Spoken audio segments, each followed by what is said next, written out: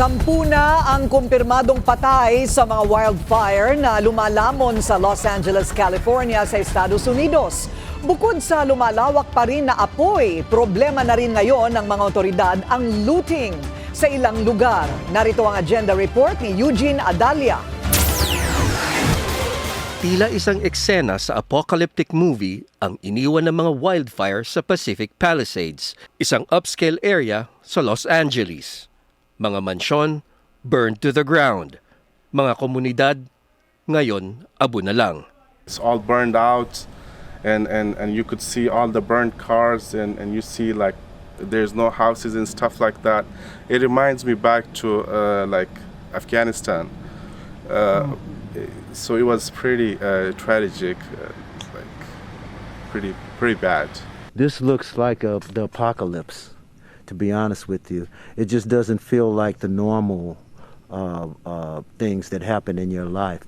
Ang tinatawag na Palisades Fire ang pinakamalala ngayon sa history ng LA.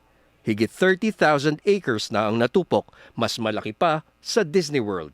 Ang malala, yung ilang mga biktima nasunugan na, nanakawan pa. We had a number of looting arrests throughout the entire county region. That is unacceptable behavior.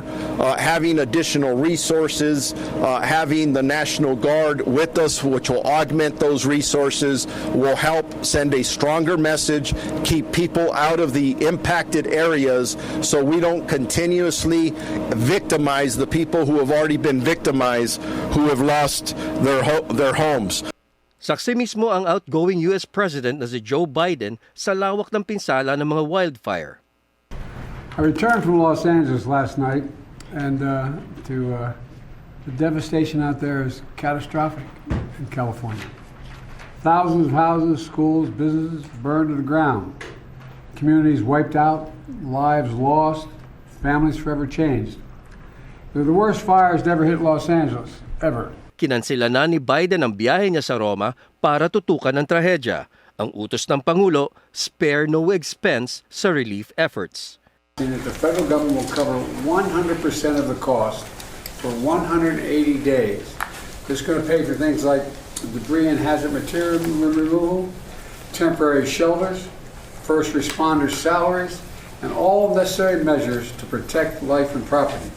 At habang nilalamon pa ng apoy ang LA, ito ang pangako ni Biden.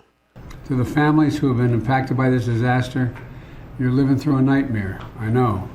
And I promise you, we're going to help you get through this and eventually recover and rebuild. Para sa Agenda, Eugene Adalia, Bilyonaryo News Channel.